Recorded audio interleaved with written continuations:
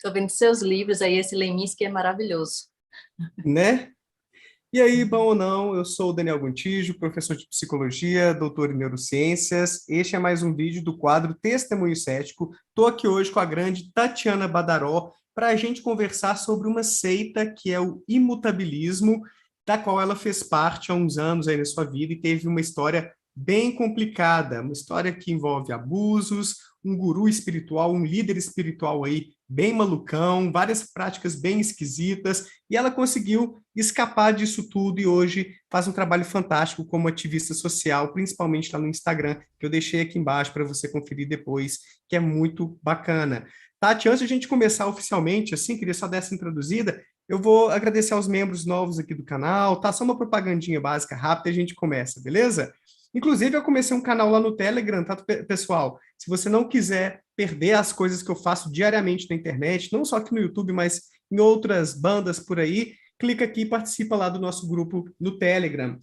Queria agradecer então aos novos membros do canal de uma semana para cá, que são ó, uma galerinha boa chegou esses dias aí, hein? A Maríndia, Ana Paula Cândido, Mila Soares, Sara Santana, Marília Pereira, Matheus Capsa, José Wilson, Thiago Basque, Fro Crochê, Fabrício Fleck, Daniel Pereira, Jonatas Veloso,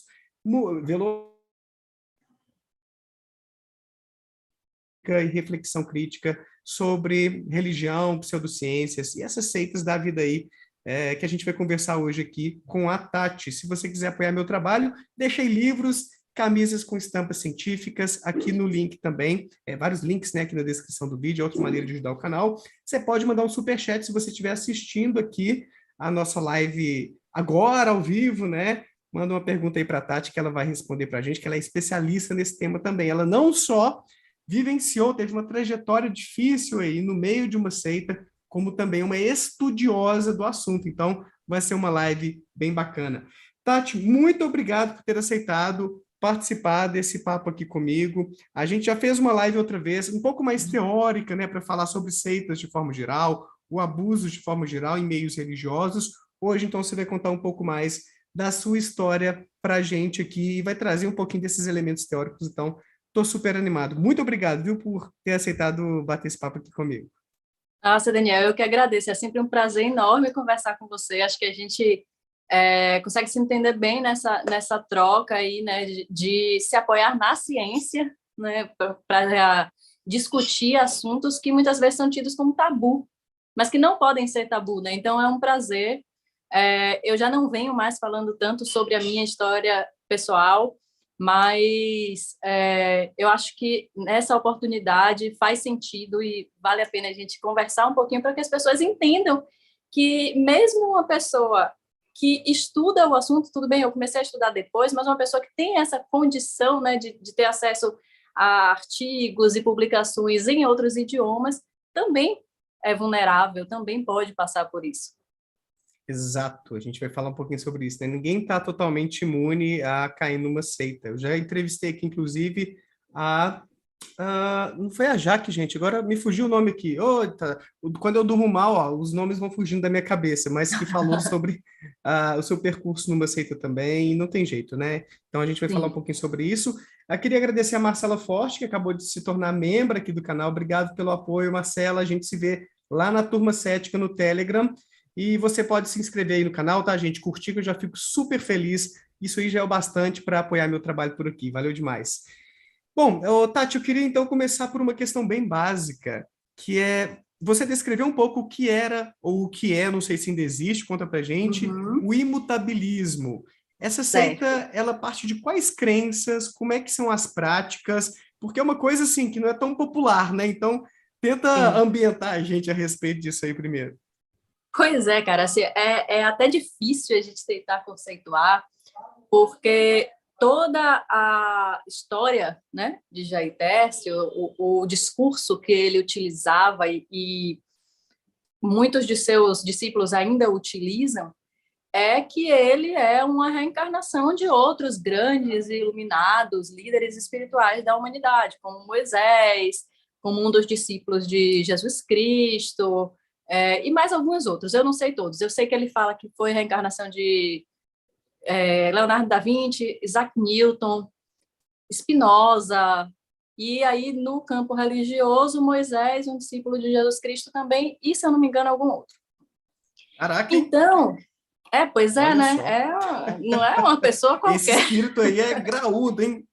Pois é, e aí, o que ele fala é justamente que ele vem para agregar, porque a humanidade não entendeu o que ele tinha dito em outras encarnações e que, por isso, agora ele estava agregando todo aquele conhecimento e dando uma nova leitura para que a humanidade do século 20 e 21 conseguisse compreender e se espiritualizasse, porque a gente estava passando de um plano de evolução para outro. Aí você começa a perceber que ele vai fazendo uma miscelânea, uma verdadeira coxa de retalhos, porque essa coisa dos planos de evolução, ele bebe do budismo, né? Mas aí toda a estrutura dele de reencarnação não é próxima do budismo, mas sim do kardecismo. Então, assim, ele vai fazendo toda uma mistura, ele pega conhecimentos da cultura Ayurveda, né? Assim, ele pega questões do hinduísmo, ele pega muitas coisas de rituais maçônicos, que aí existe aquela discussão de que é religioso, não é religioso dentro da maçonaria, mas Ele uma era da coisa... maçonaria, não é isso? Desculpa te Ele interromper. era da maçonaria e ele, inclusive, chegou a ser grão-mestre, né? O grão-mestre, ele é o maior cargo no Estado. Então, ele tinha o maior cargo da maçonaria. A maçonaria tem mais de uma potência, ele era da Grande Loja, a outra potência seria o Grande Oriente. Ele era da Grande Loja, que é a mais difundida no Brasil. Então, assim, ele tinha o cargo de maior poder dentro da maçonaria baiana. Olha E só. ele ficou nesse cargo por duas gestões.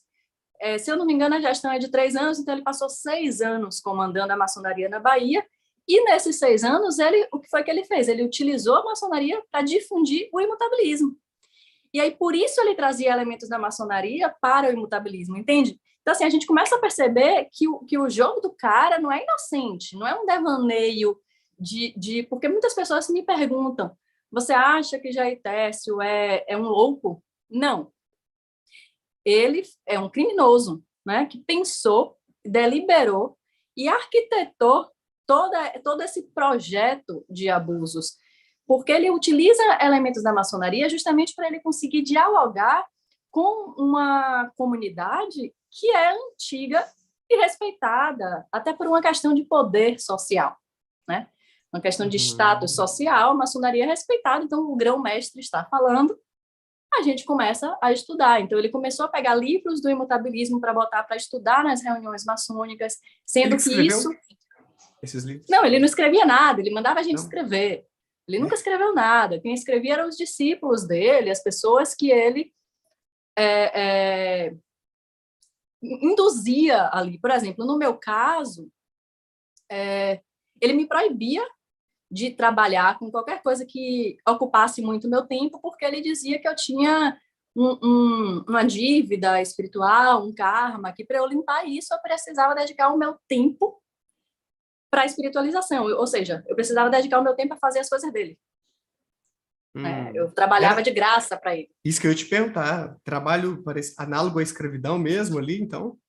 Sim, e muitas pessoas nessa condição. Nossa Senhora. E aí você falou uma coisa que é muito importante.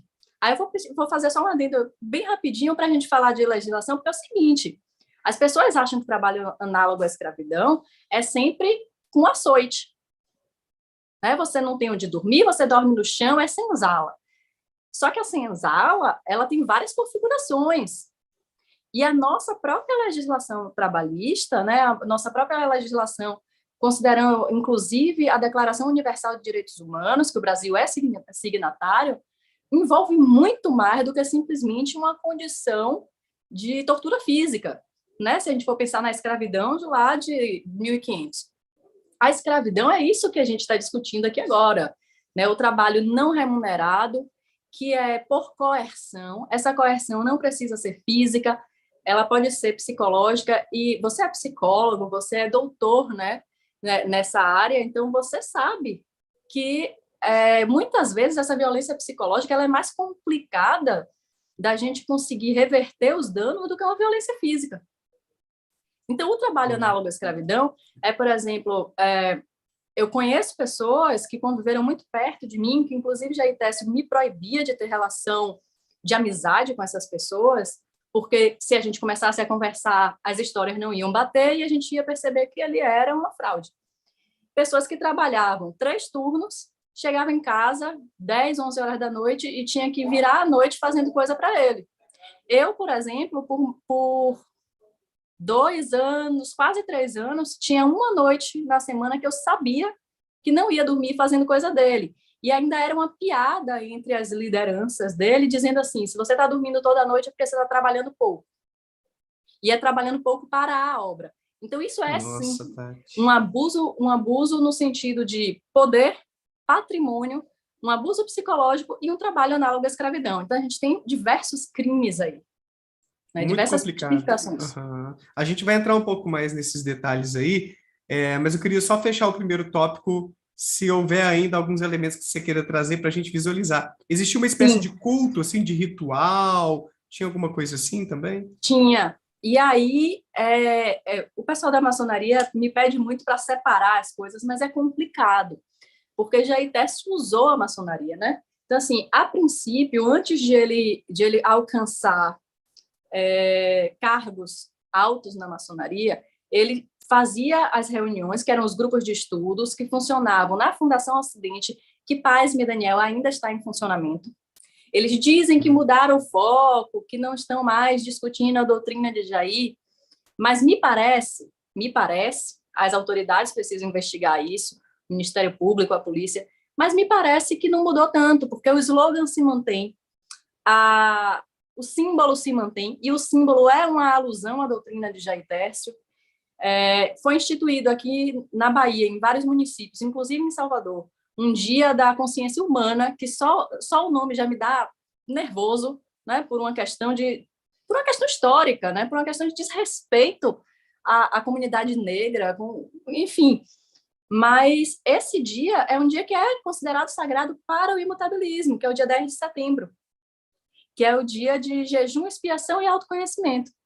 Então, assim, ele tinha essa estrutura, ele que criou a Fundação Ocidente, ele criou uma escola, a escola Ananda Escola e Centro de Estudos, que também continua em funcionamento, alegando que também rompeu com ele, que não tem mais nenhum tipo de alusão ao imutabilismo, mas, de novo, eu considero que é importante que isso seja investigado pelas autoridades para ver se, de fato, há uma separação, porque é algo grave.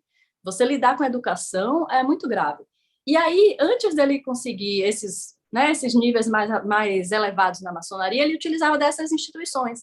Na Fundação Ocidente funcionavam vários núcleos de estudo, sempre homem separado de mulher, e aí tinha o NUDES, que era Núcleo de Desenvolvimento Humano e Espiritual, tinha o NEAC, Núcleo de Estudos Avançados da Consciência, NUDES e NEAC, se eu não me engano, era só para homem, depois começou a ter também para mulher. Aí, para a mulher, tinha a Coordenação de Ciências Humanas, porque ainda tinha isso. A princípio, né, quando eu cheguei, ele falava que tinha determinadas profissões que mulher não podia exercer. Eita, olha o machismo aí. Super, né? É uma estrutura extremamente machista, porque o Jair Técio é extremamente machista.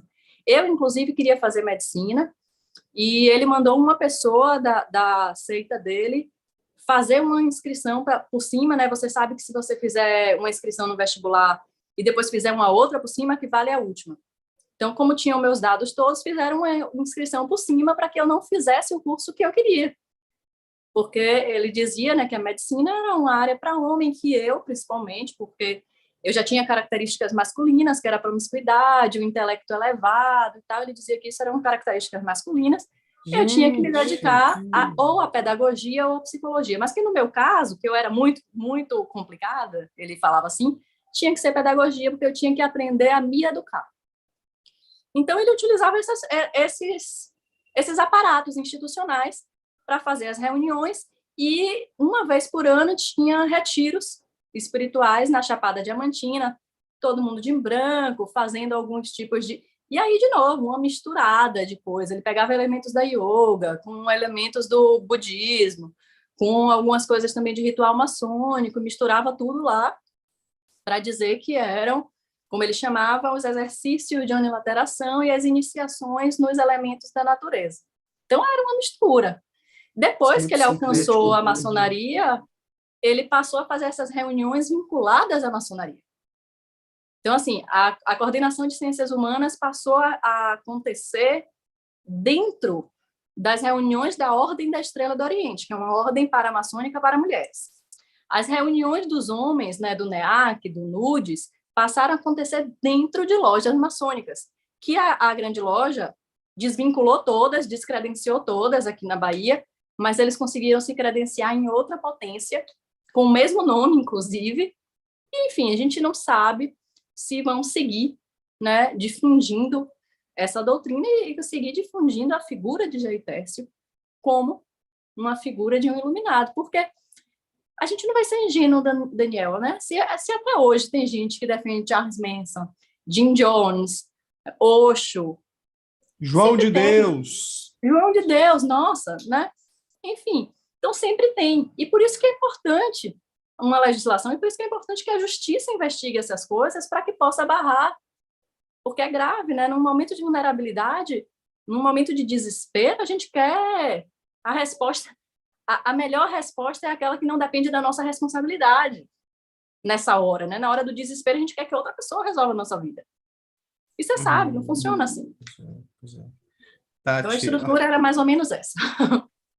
a Márcia até brincou aqui, é uma salada mística. É uma mistureba, Exatamente. né? Uma salada mística, bem adorei a expressão.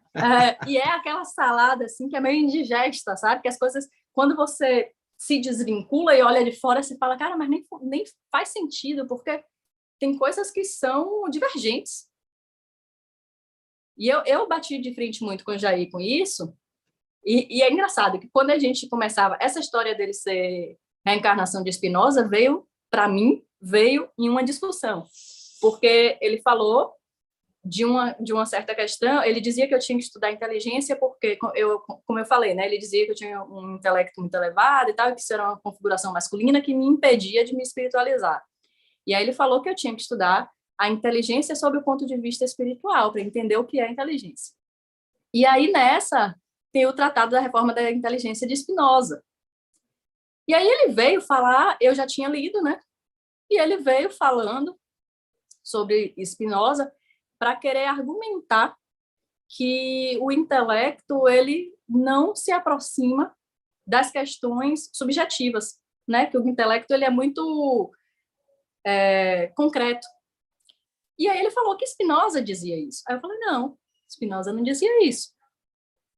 Não é isso que Spinoza diz. Muito pelo contrário, Spinoza diz que a forma mais elevada de inteligência é quando a gente reflete aquilo que é divino, né? Que é da própria criação. O Tratado da Reforma da Inteligência, que é um livro que, inclusive, ficou incompleto, porque Spinoza morre antes de terminar de escrever, diz isso. E aí ele insistiu, não, Spinoza disse sim, aí eu falei do livro, aí ele disse, mas não foi isso que eu quis dizer. Aí ele falou que Spinoza era ele. Então, assim, é uma forma, inclusive, de te dizer assim, você não pode argumentar porque eu que escrevi. Então, na verdade, você que não entendeu o que eu escrevi. Aonde chega a prepotência, hein? Nossa! Exatamente. Só que aí você vê que não é devaneio, aí você vê que é proposital, porque toda vez que eu discutia com ele com algum assunto científico, no final o que ele me dizia era isso. Ou que ele foi a reencarnação de tal coisa, ou que a ciência material não alcança o conhecimento da espiritualidade, ou seja, ele me dizia assim, olha, por mais que você estude, você não vai entender porque você não tem evolução espiritual para isso. E aí você fica sem argumento, né? Você vai dizer assim, pô, e agora? Se você já está ali imerso naquelas ideias, acreditando, é difícil você ter aquele senso crítico ali e contra-argumentar e se posicionar. Sim. Muitas vezes você acaba engolindo, né, Tati? A gente se sente até envergonhado de questionar. Porque, assim, para você ver como é que esses caras são espertos, né? O João de Deus da vida, o Jair Tércio. Eu sempre me orgulhei de ler. Foi uma coisa que eu aprendi com meu avô muito cedo. Eu, com 9 anos, eu lia Castro Alves, Drummond, porque era o que tinha, era o que meu avô tinha. E eu idolatro meu avô. Meu avô já faleceu há 20 anos e, assim, é a minha maior referência de ética até hoje. Então, eu queria ser igual ao meu avô, então eu lia o que meu avô lia. E eu sempre me orgulhei disso. E ele pegava justamente nesse lugar para dizer que era isso que me atrapalhava. Que era isso que fazia com que eu não conseguisse me espiritualizar. Então, assim, ele consegue te quebrar. E quando ele pegava nisso, né, que é justamente a minha questão crítica da leitura, por mais que eu olhasse e falasse alguma coisa que não está fazendo sentido, tinha esse outro lado, né? Como ele sempre falava, mas é porque você não consegue se espiritualizar, o seu intelecto te atrapalha. Então, você sempre fica desconfiando da sua própria mente e acaba sentindo vergonha de questionar o cara, porque, assim, você também é isolado. Eu fui isolada desde o primeiro momento do contato com qualquer pessoa que não fizesse parte da seita, inclusive minha mãe e meu irmão. Então, Olha só. todo mundo que você convive está dizendo que o cara é Deus. E aí você vai questionar Deus? Você vai dizer assim, não, ele que não entendeu Spinoza. Não vai. Você vai dizer, nossa, eu sou arrogante demais, né? Preciso me espiritualizar mais, preciso trabalhar mais na obra, preciso, como ele dizia, vai unilateral. Ele mandava a gente unilateral, que eram os exercícios dele né, que ele inventava lá. Que era baseado na yoga, na meditação, ele misturar, fazer uma mistura lá, enfim. E o argumento era esse. Eu Então, né? recebi o Osmanito Torres aqui semana passada, que é um ex-ancião das Uhum, Testemunhas de Jeová, e ele sim, traz um pouco dessa visão de que existe todo um esquema para poder fazer uma lavagem cerebral. Por mais que sim, alguns dos líderes, ele estava falando da experiência dele como ancião, não tivessem uma consciência de todo o poder que eles têm, de como funciona aquela maquinaria, acaba que existe todo um condicionamento, uma lavagem cerebral ali brutal para as pessoas não questionarem, para elas aceitarem ali tudo que é trazido de cima para baixo, uhum, para elas uhum, se isolarem do mundo, esse controle que você falou, né, de não sim, ter proximidade até com seus familiares e tudo, sim. para eles terem o total, o pleno poder ali de influência sobre os fiéis, né? É, Isso é muito, muito isso é interessante, que isso choca a gente aqui no Brasil, parece que é uma coisa que está começando a ser discutida agora, mas esse padrão, né, que esse ancião descreveu, que é o padrão que eu estou descrevendo, que eu vivi num contexto completamente diferente, ele já é discutido na ciência nos Estados Unidos, principalmente na psicologia, na psiquiatria forense, né, desde os anos 70. Né? Tem livros, tem artigos, tem documentos do FBI, da Scotland Yard, da polícia australiana, canadense, descrevendo isso, falando do mecanismo. Então, é exatamente o que ele falou, por mais que muitas pessoas, muitos adeptos ali, que acabem por se tornar um cúmplice sem saber, nem percebam o mecanismo, ele é muito bem projetado, né? Muito bem projetado para nos alienar, para nos separar da realidade, porque quanto mais imerso você está naquilo, e isso eu percebi muito no imutabilismo, porque eu não queria entrar. Eu não queria. Aí eu de engravidei com perguntar. 16 anos, né? Uhum. Engravidei com 16. O meu namorado na época depois se tornou meu marido, hoje é meu ex-marido, um grande amigo meu ex-marido. Ele cresceu nessa seita, né? Ele também não teve muitas opções, assim, ele cresceu ali. Ele que te levou para lá, Tati? Ele que me levou por ordem de Jair. Porque, na verdade, o que é que aconteceu? Quando eu conheci ele, eu tinha 15 anos. Né? No caso, a gente se conheceu no colégio e tal. Nossa, menino super tranquilo, tímido enfim, assim, bem quieto no canto dele, e eu era o oposto. Eu era de Grêmio, eu conhecia todo mundo no colégio, vivia em festa, enfim, eu era um adolescente, né? De fato, típica. E ele era um adolescente dentro de uma seita. E aí Jair foi contra. Jair foi contra o namoro, justamente por eu não ser da seita. Ele disse a Vitor, a meu ex-marido, né? Que ele tinha que se relacionar com alguém do imutabilismo. Com uma aluna da escola Nanda, que era a escola que ele criou. Só que Vitor queria se relacionar comigo. E aí ele falou, tá, então você vai ter que trazer essa menina pra gente. Porque ela vai ter que se espiritualizar, porque senão é problema. Inclusive tem uma música, porque ainda tem isso, ele criou bandas de música e as pessoas do imutabilismo, né, os adeptos, só podiam escutar aquelas músicas, que era o Kamalot e o Olha só. Mahatma. E tinha uma música que falava, beleza, surpresas e perigos andam sempre juntos. E ele vivia cantando essa música para Vitor, dizendo que era sobre mim, né, assim. Não, a música não foi feita sobre mim, mas assim, ele cantava falando para ele como se estivesse falando de mim, né? E aí, era isso, né? Beleza, surpresa e perigo andam sempre juntos. Então, para você não sofrer, você tem que trazer essa menina para cá. Só que essa menina não queria, né? Essa menina não gostava muito desse negócio. Resistiu muito. Resisti muito, porque a primeira coisa era assim, não pode usar biquíni, tem que ir para praia, para piscina, tem que usar maiô com short, de preferência ainda com blusa. Eu tinha 15 anos, Daniel. Se hoje eu ando de biquíni, feliz da vida, biquíni. Adoro, inclusive. Tenho vários. Sou mergulhadora, vivo no mar. Veja, se com 15 anos eu ia falar, eu ia para piscina de maiô com short, eu ia ceder a isso. Então, eu resisti muito, por muitas razões, né? Aí depois, a segunda coisa que já falaram, que ele, né, mandou o recado, era que não pode fazer medicina. Uma coisa que eu, desde criancinha, 7, 8 anos de idade, falava que ia fazer. Então, assim, óbvio que eu ia resistir. Eu com 15 anos, cheguei a discutir com o Jair, e Vitor ficou nervosíssimo, né, meu ex-marido, porque ele estava, na verdade, eu estava no telefone com ele, e aí Jair estava na casa dele. Jair falou alguma coisa, assim, meio que me chamando de maluca, e eu rebati. Eu tinha 15 anos, eu rebati. Então, assim, eu não era o perfil de adolescente que baixava a cabeça, que aceitava as coisas. Eu não fui educada assim por minha mãe, eu fui educada para ter meu próprio pensamento e manter a minha opinião.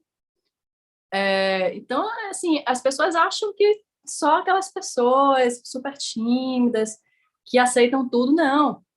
Não foi isso. Eu resisti muito. E aí ficava dizendo a ele, olha, não fica com essa menina, que essa menina é problema. Não fica com ela, que ela é problema. Ela vai te fazer sofrer. E ele foi ficando, aí eu engravidei. Quando eu engravidei, nossa, eu engravidei com 16 anos. Lógico que eu me desesperei, fiquei morrendo de medo de contar à minha mãe, achei que ia ser o fim do mundo. Aquele desespero.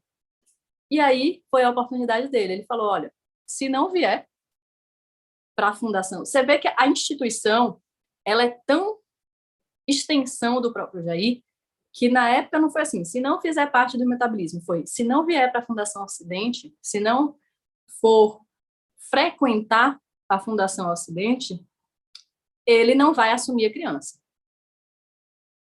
Hoje, Pesado, eu tenho 35 anos. Se fosse hoje, eu ia falar, pois não assuma. Mas hoje eu tenho outra vida. Eu tenho outra percepção, eu não tenho mais 16 anos. Eu, com 16 anos, fiquei desesperada. Como é que eu vou encarar isso sozinha? Eu achava que eu estava sozinha, né? As pessoas me perguntam assim, e sua família? Cara, eu tinha 16 anos. Adolescente de 16 anos não fala, mas minha mãe vai me apoiar. Adolescente de 16 anos está sempre em confronto com os pais. Então, eu achava que eu tinha que ceder para que ele assumisse a criança. E, assim, entenda que eu estou falando de um menino que foi criado na seita, que tinha em Jair uma figura paterna. Então, se Jair dissesse não assuma, ele não ia assumir. Então, para mim, não tinha uma dúvida com relação a isso. Aí eu aceitei. Aí eu aceitei tudo. E aí, Daniel, aos poucos ele foi me quebrando, sabe? Por mais que eu resistisse, toda vez que eu ia resistir, ele falava, mas por isso que teve que engravidar cedo, porque senão ia apanhar do marido. E aí ele ia usando episódios da minha vida. Meu pai biológico, ele é alcoólatra. E aí ele falava, você nasceu com esse pai por causa disso, porque você deve, porque você tem karma, porque você tinha que sofrer. Então, ele ia usando episódios da minha vida para argumentar e dizer que eu nasci para sofrer e que ele era a minha salvação. Aos poucos, você escuta tanto aquilo, porque outras pessoas começam a repetir isso, porque ele conta isso para outras pessoas, e você vai se afastando de quem poderia dar o contraponto, né? Porque minha mãe nunca foi com a cara dele, por exemplo. E aí, o que foi que ele falou? É igual a você, intelectualizada demais, não consegue perceber as questões espirituais. Então, vai te afastando, como você falou que o ancião também diz, vai te afastando de tudo, para que todo o discurso que você escute, seja dele, seja dos discípulos, seja o mesmo, né? De que você precisa daquilo, de que a única salvação existente é ele. Pois E é, aí isso que eu você ia joga falar. também, né? Olha como que manipula, né? Uhum. Sua vida é uma merda, não dá para você sair dessa a não ser por mim, É, é, por meio de mim, pela minha ajuda, aí exatamente. você vai ter uma vida mais digna. Então vai É. fazendo aquela lavagenzinha ali, né, E Tati? aquela coisa, né? Você é incapaz. Uhum. Você é incapaz de decidir qualquer coisa por você. Só eu que posso. Se Eu queria você te fazer decidir, você vai decidir uma. errado.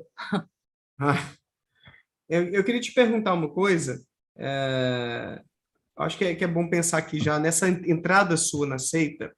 Uhum, Além dessa ideia de que você poderia tirar das costas um peso, esse amargor da vida e de uhum, repente se tornar uma pessoa mais feliz por mediação, por auxílio desse grande guru, mas houve alguma coisa boa imediata ali? Porque algumas seitas ou algumas religiões que têm um perfil mais sectário muitas vezes oferecem ali para um novo membro uhum, algumas regalias, ou uma atenção diferenciada, ou uma mensagem de amor, de carinho, aquele acolhimento. uhum. Você chegou a ter um pouco disso, algo que te iludisse assim também?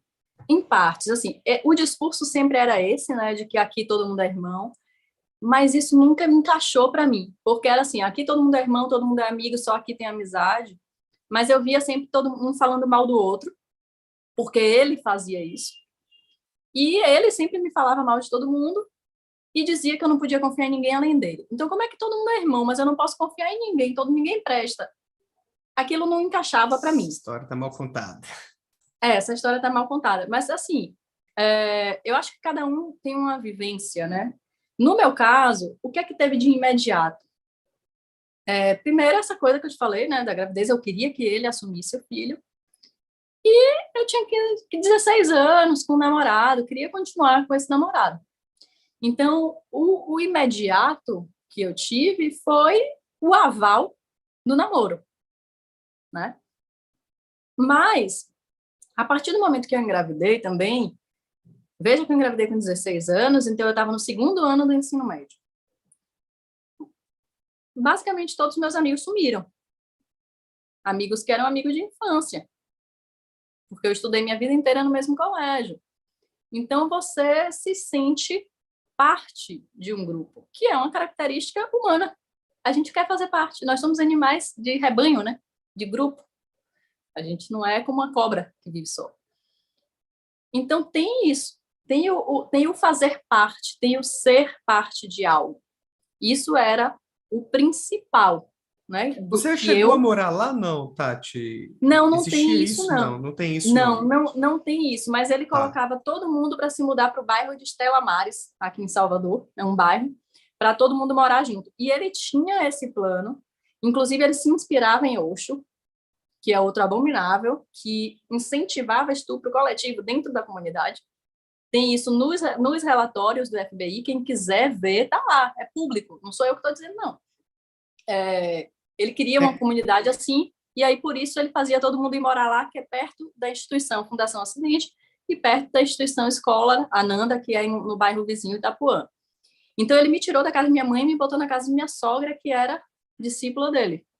Então, safado. assim, eu não fui morar lá, mas eu fui morar com a minha sogra, que ele frequentava, durante um tempo ele morou também lá com ela e tal, então ele estava sempre ali, ele tinha uma influência muito grande. Mas é isso, assim, a termos de recompensa, no meu caso, era esse aval do namoro e o pertencer a algo, né? Num momento que eu estava sendo marginalizada, porque eu era um corpo estranho no meu colégio. Minha filha nasceu, eu estava na Uhum. segunda semana de aula do terceiro ano. Então, enquanto meus colegas estavam estudando para o vestibular, eu tinha que pensar quais aulas eu ia assistir, porque eu tinha que amamentar. Então, eu assistia algumas, outras eu não assistia. E aquilo, né, é isso, eu era um corpo estranho. E na Fundação Ocidente, com o imutabilismo, né, desde que eu estivesse baixando a cabeça e dizendo amém, Jair, eu era teoricamente aceita. Uhum. O Wilson Silva mandou um superchat aqui com uma pergunta. Eu acho que essa pergunta já vai começar a encaixar no próximo tópico, que é sobre os abusos mesmo. Ele perguntou assim: você ficou sabendo da recente prisão de um pastor da Assembleia de Deus em Magé, cidade do Rio, que fazia uso de hipnose para abusar das suas fiéis? Eu não ouvi esse caso, você chegou a entrar em contato. Então, eu queria, de repente, já fazer um gancho, né, desse comentário, dessa pergunta. Se você quiser, pode falar um pouquinho a Sim. respeito. Mas quais os artifícios que ele usava para abusar? Você já quer entrar nesse tópico ou queria, de repente, falar sobre alguma coisa antes? Pode ser? Como é que você Não, começou a perceber esse abuso? Ou até antes disso, né? Como é que começou? Você acabou sendo vítima, né, de abuso também, né, Tati? Não de todos os apenas tipos de abuso. Sim, sim. todos os tipos de abuso. Na verdade, esses abusos eles já iniciam no momento da abordagem, né? Porque há um abuso psicológico, há um abuso moral já na abordagem, que a abordagem é, Daniel, você não sabe pensar. Isso é abusivo. E essa lógica de se utilizar, inclusive, de instrumentos da psicologia e da psiquiatria para fazer você se questionar, isso é um abuso, a gente não pode esquecer disso. Abuso não é só sexual. Então, o abuso ele começa já na entrada com esse abuso psicológico, que é o que esse padre faz, né, quando ele diz que se utiliza da hipnose e tal. Na verdade, é uma sugestão, é a clássica lavagem cerebral de você precisa disso, a minha energia vai te curar. Ele usava um termo parecido com isso, não era bem energia, não, o padre. Depois eu te mando essa reportagem, eu tenho ela. Ah, beleza. Eu postei tem pouco tempo, mas ele fala alguma coisa parecida, assim, de minha energia, você precisa, é um abraço energético, uma coisa assim que ele falava, o tal do padre da hipnose. É padre ou pastor? Então, porque ele falou de Assembleia de Deus? É porque eu boto tudo no mesmo. Ah, Eu me tá. confundo. É porque eu fiquei em dúvida se você estava falando do cara que ele comentou. Então, o Não, pastor é da o cara Assembleia que de ele Deus. comentou, Tá. eu que me confundo mesmo, pastor. Tá bem. E aí, no caso de EITES, é a mesma coisa, né? Então, assim, os abusos, eles começam na entrada e eles vão progredindo. À medida que a maioria homens, mas tem casos, a gente tem um caso de uma mulher em São Paulo, a gente tem um caso de uma mulher em Aracaju, que são os líderes abusivos, são líderes, mulheres, no caso, né?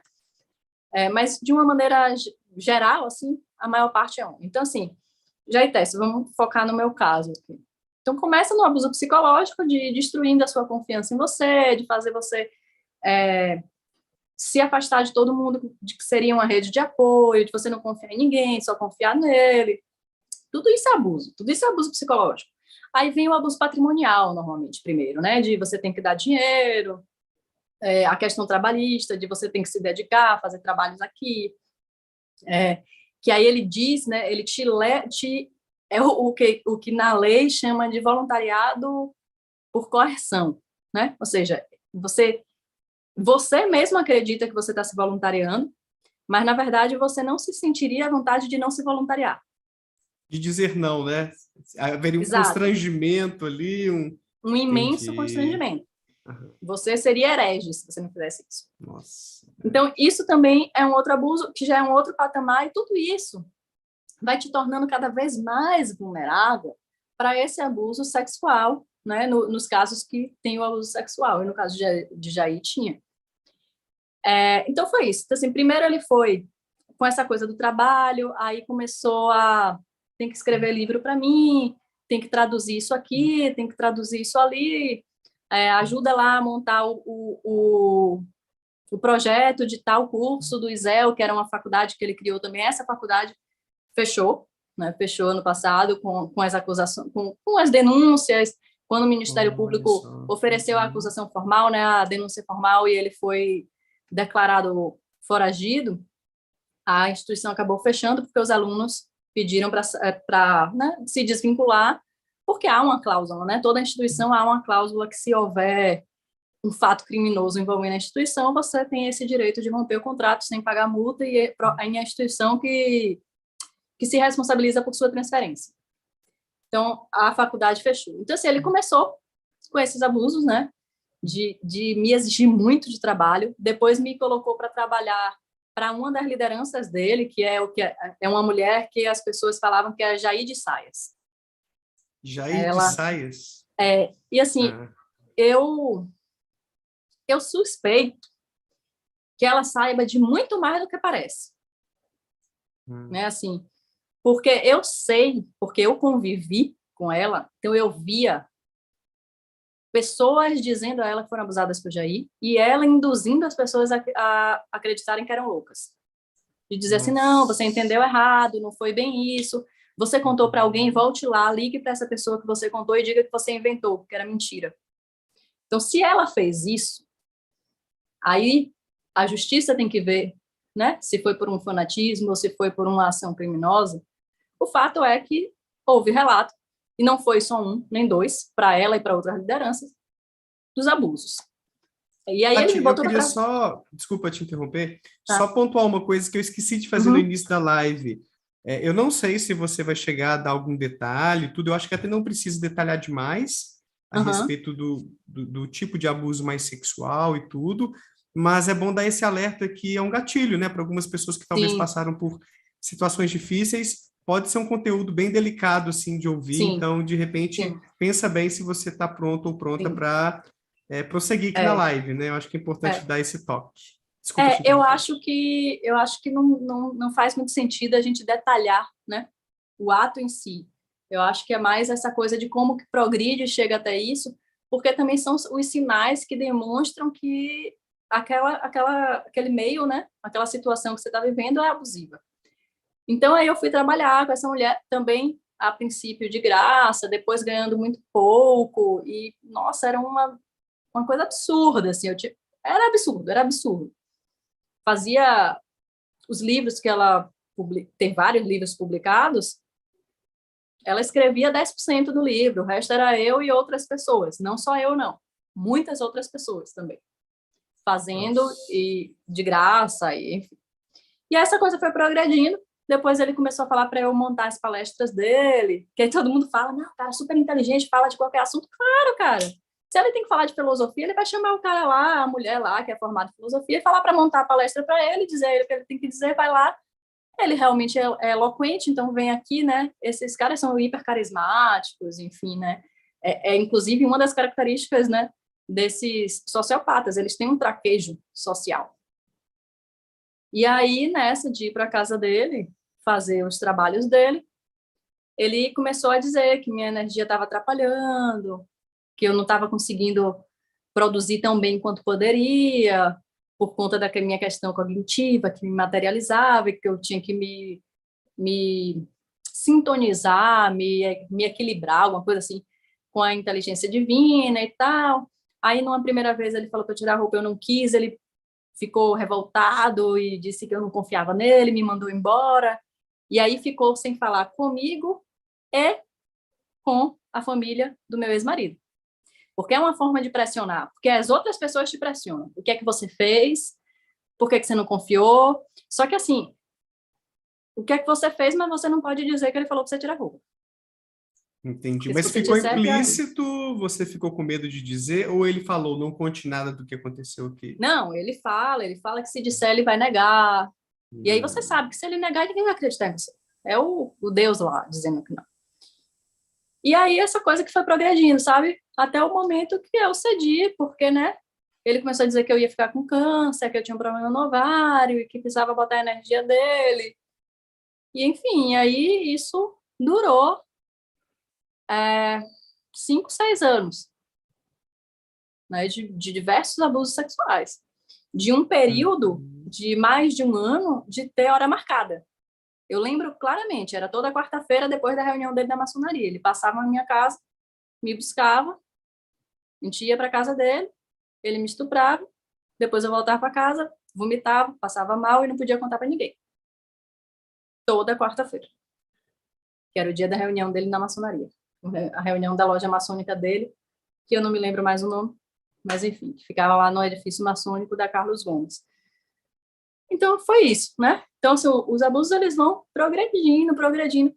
E aquilo vai, às vezes que eu questionava, ele se fazia de ofendido, e aquela coisa de materialização, porque você está sendo obsediada, porque, toda aquela coisa. Até que Sempre chega uma um ponto, justificativa espiritual, né, assim, para claro, poder porque é o fazer que a você não consegue sacanagem, argumentar, a né, Daniel? babaquice. Aham, Porque aham. se trouxer para a ciência, você tem como argumentar, você vai lá, pesquisa, conversa com outro, você argumenta, né, você dá contraponto, você fala, não, peraí, não faz sentido. Mas, quando vai para uma justificativa espiritual, como é que você vai questionar a pessoa que se diz divina e que você acredita que ser divino? Pois é, que essa autoridade, assim, que é É, venerada mesmo pelos discípulos, né, que ocupa um sim, lugar ali muito especial e sim, sim.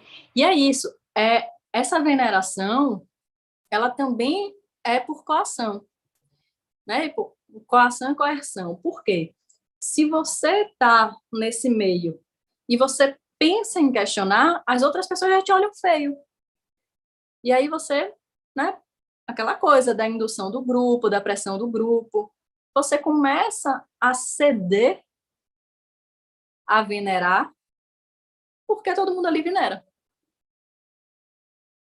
Então você é bem e complicado, né? E o que que aconteceu, Tati, para você começar a se ligar que, na verdade, ele era um filho da mãe, estava maquinando aquilo ali, tudo, não tinha porra nenhuma de coisa espiritual ali? O que que foi uma virada de chave assim para você? Ou não teve uma coisa, foi uma sequência de acontecimentos? Foi uma série de coisas, né? Assim, eu por muito tempo eu me culpei, né, de dizer assim, porra, mas o que é que eu fiz que um cara que é um criminoso confiou em mim, achou que eu não fosse questionar ele, né? Porque ele me deu acesso ao celular dele, ao computador dele, dessa líder dele que eu trabalhei, né, junto. E aí por muito tempo eu me culpei por isso. Eu falei, pô, então eu fui tão sacana quanto ele. Hoje eu já vejo que não é assim. Eu vejo que, na verdade, a arrogância dele é tamanha que ele achou que eu jamais iria questionar. Que qualquer coisa que ele dissesse, eu iria acreditar. E o que é que aconteceu? Tudo sempre me incomodou, Daniel. Porque, assim, a menina que eu era com 15 anos não deixou de existir. Ela ficou sufocada, silenciada, amordaçada, mas não deixou de existir. Então, eu sempre tive um incômodo. Eu aceitava, mas tinha um incômodo. E eu sempre gostei muito de viver. Sempre gostei de rir, porque eu acho que quando a gente passa determinadas coisas na vida, a gente também passa a valorizar os detalhes, sabe? As coisinhas que parecem não ter tanto impacto, o sorriso, uma praia, a gente consegue valorizar outras coisas, né? E eu sempre gostei muito disso. E eu estava sufocada, porque eu não podia viver nada disso. Eu gostava de rock, não podia ouvir rock, porque rock era coisa de drogado. Eu adoro praia. Não podia ir na praia, porque praia é coisa de puta. Sair com as amigas, não pode, porque você é casada, só pode sair com seu marido junto. Não podia fazer nada. Nada, nada, tudo que eu gostava era proibido. Por quê? Porque você precisa ficar deprimida para você ficar vulnerável. Fica Se mais você fácil de tiver, controlar. claro, se você tiver bem, você manda, né? Tá, foda-se, fala, então você não pode estar bem. Só que aquilo sempre me incomodou. E querendo ou não, né, coisa lá de meu avô, que eu aprendi a ler, eu aprendi a gostar de leitura, aprendi também a ser crítica. Então eu voltava e falava, cara, isso não bate, isso não encaixa. Mas eu cedia, né? Porque quem sou eu para questionar já é teste. E aí, nessa de ter acesso à celular dele, as coisas, as informações foram chocando, sabe? Ele me dizia uma coisa e eu pegava a mensagem dele no celular para outra pessoa dizendo outra coisa.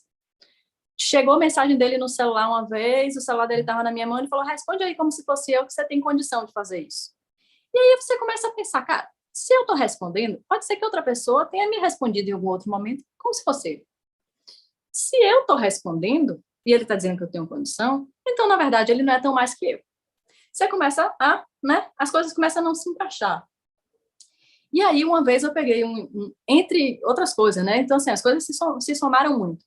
Eu comecei a ver mensagens dele para várias mulheres, desde meninas menores de idade a mulheres bem mais velhas que eu, né, com idade para ser minha mãe, assim, exatamente iguais. De você precisa da minha energia, não sei o quê, e eu sabia o que aquilo queria dizer. E aí você para e pensa assim, tem alguma coisa errada. Porque se eu passo mal quando ele faz isso, isso me agride. E engraçado como é mais fácil para a gente reconhecer que é abuso quando se trata de outra pessoa. Eu vi, uma das mensagens era para uma amiga minha, que tinha mais ou menos minha idade e tal. Ela, enfim. Quando eu vi essa mensagem para ela, eu fiquei revoltada. Eu falei, cara, não é possível que ela tá passando por isso. E isso me deu um... Opa, sabe aquela que você faz assim, opa, peraí, eu passo a mesma coisa. Mas é o que eu falei, assim, é uma soma de coisas. Ele quis levar meu irmão para lá e eu virei bicho. Tanto que ele falou assim, ninguém mexe com o irmão dela não, porque, né, ela não vai aceitar e tal. Ficou fazendo piada, como se eu estivesse sendo super protetora e tal. E essas coisas foram se somando. Eu comecei a me questionar, tá, mas peraí, se isso é bom, por que eu não quero que meu irmão venha? Tá, mas peraí, se ele disse que eu preciso dessa energia dele e eu aceito, por que para ela eu não quero, eu quero proteger ela? As coisas vão se somando. E aí, por fim, uma das pessoas, né, tinha emprestado, porque Jair mandou 20 mil reais para uma outra, para pagar um intercâmbio do filho da outra. E ela não devolveu. Aí a pessoa que emprestou estava devendo no banco. E essa, que recebeu o dinheiro emprestado, dizendo, vamos resolver e tal. E aí fez piada, falando assim, isso é falta de fé. Seu Jair disse que não é para eu pagar, não. Eu pensei assim, eu falei, velho. Aí o discurso é, porque nós somos seres espirituais vivendo uma existência material. Tá, mas a gente vive a existência material e você dever 20 mil reais ao banco é problema. E aí, sabe quando junta tudo, você fala assim, rapaz, tá tudo errado. A faculdade é fraude do início ao fim. As pessoas que estão cadastradas no MEC como professores não são professores. Aí você começa... Aí sabe quando você tem aquela... Eu não sei explicar, mas as coisas foram se somando. O incômodo dentro de mim foi se somando até um momento que eu falei assim, não, peraí, tá tudo errado. Tá tudo errado, não tem como isso ser verdadeiro. Porque, assim, tem uma pessoa aqui recebendo ligação de banco, cobrando com uma filha recém-nascida, sendo prejudicada por isso, e a outra tá dando risada. E por aval de Aidécio, e como é que é isso? Aí eu fui confrontar ele sobre essa questão específica do dinheiro. Eu não tinha coragem ainda de falar da questão do estupro, né? E aí ele disse que ele não tinha nada a ver com isso. Só que eu sabia que essas pessoas não faziam nada sem falar com ele, principalmente. Lembra que eu tinha acesso ao celular dele. Então eu via as mensagens dele dizendo. Você contou que você sabia dos podres? Não contei.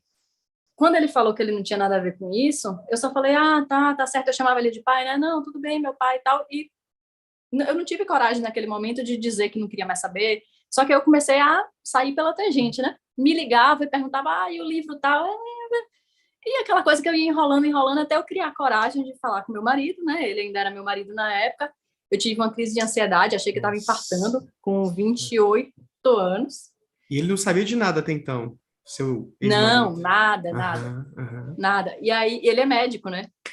Eu liguei para ele, eu nunca ligava para ele no plantão. Liguei para ele no plantão, coitado. Ele já atendeu assustado, né? Porque ele sabia que se eu estava ligando no plantão era algum problema. Aí eu falei, acho que eu estou infartando, vou ligar para o SAMU. E aí ele, não, peraí, calma, você não está infartando. Você é jovem, você é saudável, você faz exercício físico, você não está infartando, se você ligar para o SAMU, vão te tratar como overdose. Não liga. E eu desesperada, porque eu tô... Só que aí, nessa de tô desesperada, foi 40 minutos no telefone, e ele falou, se você tivesse infartando, você já tinha morrido. Então, você não tá infartando. E aí, nessa, eu falei, ele sacou que tinha alguma coisa errada, né, que era uma crise de ansiedade e tal, e eu fiquei naquela, bom, preciso conversar com ele. E aí, no outro dia, quando ele chegou do plantão, no outro dia, não, eu acho que eu ainda tive uma outra crise de ansiedade. E aí fui de novo falar com ele, aí ele chamou a atenção disso. Você já percebeu que você só tem essas crises quando eu não estou em casa? Então não é nada cardíaco, né? Não é nada cardiológico. Isso é uma questão de ansiedade e tal. E aí foi que eu fui conversar com ele. Não falei da questão sexual, ele só ficou sabendo da questão dos estupros ano passado. Eu não tive coragem de contar. Na hora eu só disse a ele dessas outras coisas, né? Falei das fraudes nas instituições, dessa questão de prejudicar os outros, né, dos tráficos de influência, de demitir uma pessoa para poder contratar outra e tal. E aí ele me falou assim, olha, eu já me incomodava, ele realmente já tinha se afastado um pouquinho, mas sem dizer nada. Ele falou, eu já me incomodava, eu não sabia dessas coisas, porque ele realmente não teve acesso ao que eu tive acesso, né, de documento, de tudo. Mas agora que você está me dizendo faz todo sentido. E vamos se afastar mesmo e tal. Mas ele é mais tranquilo que eu, a ideia dele era, vamos se afastar, tranquilo, calado, quieto, a gente se afasta. E eu fui, não, vou denunciar para o MEC, vou denunciar a polícia, vou romper com tudo, quero meu nome fora de tudo. Mas ele falou assim, ó, ok, te apoio em tudo, mas, assim, você que vai ter que tomar a frente, porque você sabe que eu não gosto, né, eu não me indisponho dessa forma. Eu falei, beleza, mas ele me apoiou de fato, assim, me apoiou em tudo. Quando eu falei, vamos romper, que disseram, não, não vai, que ainda criaram problemas para isso, né, não queria tirar nosso nome, não queriam. E ele, tudo que, quando iam perguntar para ele, Vitor, vai tirar mesmo e tal? É para tirar. Enfim, e daí que começaram também as perseguições a mim, né? Porque eu não simplesmente... A grande maioria das pessoas que rompiam com o Jair Técio sumiam. E aí ele falava, é louca, surtou. Porque sempre era uma coisa desse tipo, é porque resolveu dar para todo mundo. Sempre as histórias eram essas. Mulher era porque ficou puta e homem era porque surtou. Todo mundo. Só que as pessoas se afastavam e calada. E eu não aguentei, porque justamente é o que eu falei, eu me sentia muito culpada. Então eu falava, não, eu não posso, porque se eu ajudei a, né, a sedimentar isso de algum modo, então agora eu tenho uma responsabilidade social. Então eu bati de frente mesmo, eu pedi para tirar meu nome da maçonaria, né, da Ordem Paramaçônica, não queriam tirar, eu liguei para os Estados Unidos, falei que estava querendo sair, que eles não queriam me tirar. Aí os Estados Unidos entrou em contato com eles, e aí eles tiveram que me tirar. Eu falei para tirar meu nome estava como coordenadora do curso de graduação da faculdade. Eu falei para tirar, não queriam tirar antes da visita do MEC, porque eu já estava fazendo doutorado na época, né? Então, você sabe como é que funciona a academia, a gente precisa de doutores ali e tal para ser. Não queriam tirar, eu falei, se não tirar, eu denuncio amanhã. Então, eu comecei a criar uma indisposição na situação. Tanto que ele começou a dizer que eu estava revoltada, que eu tinha surtado, que era porque meu ex-marido me traiu. Coitado, pessoa, né? Sobra sempre o bichinho estava lá, quieto no canto dele, sobrou para ele. Enfim, né? Começaram a criar diversas coisas para dizer, para poder justificar para os outros, porque as pessoas perguntavam, né? Pô, mas peraí, Tati estava aqui o tempo inteiro, sempre, porque eu estava ali no meio, à frente de muitas coisas, né? No meio das lideranças. E aí o pessoal começou a questionar, mas por que Tati sumiu? O que aconteceu? E por que ela está assim, pedindo para tirar o nome? Porque... E aí a questão era que eu tinha surtado, que era porque... Aí começou a dizer, não, mas é porque ela queria ter poder aqui dentro e Jair Técio não deu poder para ela, umas viagens, assim. Começaram a criar várias, né, várias teorias, várias conspirações e, em paralelo, começaram a me intimidar, começaram a me ameaçar, enfim, aí foi tempo. Aí foram 5 anos até eu conseguir a denúncia, né? Tive que sair da Bahia, Até fugida, é mesmo, Tati. Nossa. porque me ameaçaram minha filha, eu tive que fugir daqui. E aí, ano passado, aí eu voltei, pouquíssimo, um mês. Eu voltei para a Bahia no meio de dezembro de 2019. A pandemia começou em março, né, de 2020. E aí, durante a pandemia, eu e meu amigo, que é meu advogado, na verdade, eu tive uma situação que eu entrei em pânico. Eu percebi umas coisas no meu celular, eu entrei em pânico, liguei para ele, ele falou, olha, calma, respira, seu celular está hackeado. Nossa. E aí foi aí que eu desesperei, total. Eu falei, bom, né, agora eu não tenho muita saída. E aí eu costumo dizer, assim, que eu cheguei num ponto que eu cansei de ter medo. Eu estava exausta. Não é cansei, assim, tipo, cansei, não quero mais ter medo. Eu estava exausta. Estava exausta. Eu não tinha mais condição de viver, entendeu? Com aquilo. Então, eu cheguei ao ponto de planejar um suicídio e tal. E esse amigo meu, que é meu advogado, falou assim, não, ó, vamos fazer um trato? A gente vai tentar 15 dias. Se a gente não conseguir nada, eu não entro mais no meio e você faz o que você quiser. E é isso que eu disse, né? Eu tinha desistido de ter medo. Então eu falei, beleza, vamos bater de frente. Aí eu liguei para os Estados Unidos, eu liguei para o Rick Alan Ross, né? Mandei e-mail e tal. A gente acabou conseguindo articular. Ele disse, ó, aqui nos Estados Unidos, tá? A gente só conseguiu essa repercussão. Ele é mais antigo, né? Ele é um dos grandes especialistas em cultos, né? Em cultos abusivos no mundo. E ele é um consultor do FBI, ele participa de júris e tal. E ele falou, olha, a gente só conseguiu chegar a esse ponto nos Estados Unidos com a ajuda da mídia. Então, eu acho que você não vai conseguir buscando a polícia. Você vai precisar da mídia para a polícia dar atenção. Olha que interessante. E aí, quando ele falou isso, a gente começou a buscar a mídia, a gente acabou conseguimos o Fantástico. E, enfim, aí o Ministério Público da Bahia, depois disso tudo, acolheu bastante, a gente encontrou Foi recente a matéria do Fantástico? De quando que é, Tati? Eu não vi essa matéria, não fiquei sabendo. Foi o primeiro domingo de agosto de 2020. Nossa, é muito recente. É Eu muito achava que isso recente, era de é. mais tempo, assim. Não, não. Eu Caraca. rompi em 2015. Aham. 2015. Eu rompi em Nó, isso se 2015. arrastando desde então. É, Aham. exatamente. Então, enfim, entendeu? Aí foi loucura, porque a gente acha que a gente é um caso isolado, né? Eu achava assim, tipo, Jair Tesse é um grande filho da... Eu não sei se pode xingar aqui, mas enfim, é um grande do sacana. Pode xingar Mas, de filho da puta, mas pode falar. é um caso isolado, né? A gente pensa assim. E aí, no dia que eu abri meu Instagram sempre foi muito fechado, até por conta das perseguições, né? Eu sempre fechei bastante, eu tinha lá 200, 300 pessoas no máximo. E aí eu abri meu Instagram, até por recomendação do Rick Alan Ross, junto com o meu advogado e tal, para começar a falar sobre isso, ainda sem citar o nome, para ver se aparecia mais gente, para a gente ter mais caldo jurídico. Nossa. No dia que eu abri, foi loucura. O dia que eu abri, já começou a surgir relato, não só de Jair Tércio, mas do Brasil inteiro. E foi uma coisa Sobre que outros começou abusadores? de outros abusadores, de outros casos, aí começou do próprio Jair Tércio, começou a surgir casos de 30 anos atrás. E aí a coisa que eu achava, porque até então eu ainda tinha essa dúvida, eu falava, será que ele começou com um religioso sério, e aí, né, a questão do poder corrompeu Tá e tal. corrompendo. Aí não, mas aí apareceu gente de 30 anos atrás. Eu falei, cara, não, o cara é um sacana porque é um sacana, é um criminoso, ele usou desse meio. Só que aí a gente percebeu, né, eu junto com o meu advogado, tá, a gente percebeu que o Brasil não dá suporte. Então a gente teria que, a gente mesmo, dar suporte à justiça para a justiça ajudar a gente.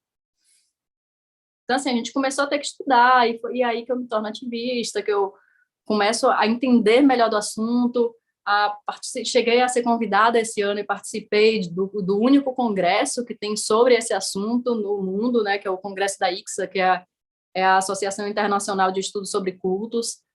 E, enfim, né, a gente começou a gente ter que entender a legislação de outros países, a estudar o fenômeno, né, o fenômeno psicológico, psiquiátrico, como é que isso funciona, qual é o modus operandi para a gente poder fazer. Aí eu venho com a teoria e meu advogado vai e fala assim, vai fazendo a adequação, né, para a legislação brasileira. A gente encontrou também, como eu estava dizendo, bons promotores aqui no Brasil. Aqui na Bahia tem a Márcia Teixeira, que é maravilhosa. Não tenho o que falar de Márcia, assim. Em São Paulo tem a Silvinha Chaquian, tal, que também se viram em 10 para conseguir tipificar. Elas olham, a gente está vendo um crime, óbvio, mas nossa legislação não alcança. Então, o que é que a gente vai fazer com isso? Bom, um meio religioso, ele é considerado uma família. Então, a gente pode falar de violência intrafamiliar. Então, normalmente se tipifica dessa forma, entende? Só que isso dissemina. Então, por exemplo, por que as instituições ainda estão abertas? Porque aqui no Brasil não se considera que um crime em meio religioso, o meio religioso, ele é essencial para o crime. Aqui é como se fosse simplesmente um local qualquer, foi um quarto que aconteceu. Em outros países, como França, Estados Unidos, Canadá, Austrália, isso já é pressuposto. Então, assim, você denunciou um líder religioso, automaticamente a instituição toda que faz parte dessa religião, desse grupo, vai ser investigada, porque é considerado um crime de organização criminosa. Então, assim, enfim, né, a gente...